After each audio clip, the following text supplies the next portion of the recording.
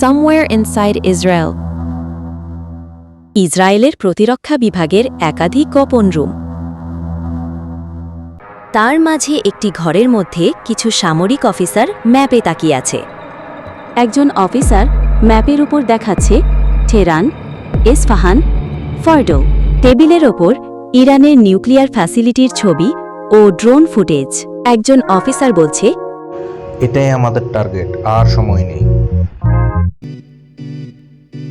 F-35 jet যুদ্ধবিমানগুলো রানওয়েতে দাঁড়িয়ে একজন pilot helmet পরে প্রস্তুত হচ্ছে।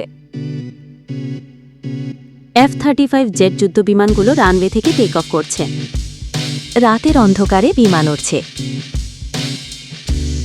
নিচে দেখা যাচ্ছে মরুভূমি, তারপর ইরানের পাহাড়ি এলাকা।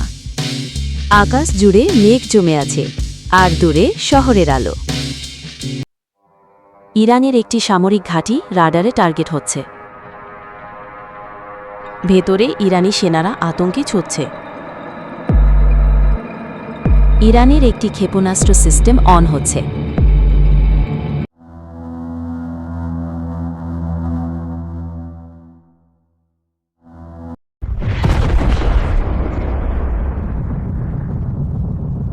ইরানে আতঙ্ক ছড়িয়ে পড়ে, সাইরেন বাজে, মানুষ এদিক সেদিক দৌড়াদৌড়ি করে।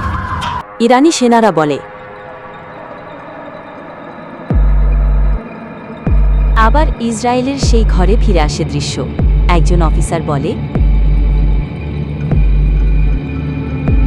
ধীরে ধীরে স্ক্রিন অন্ধকার হয়ে যায়।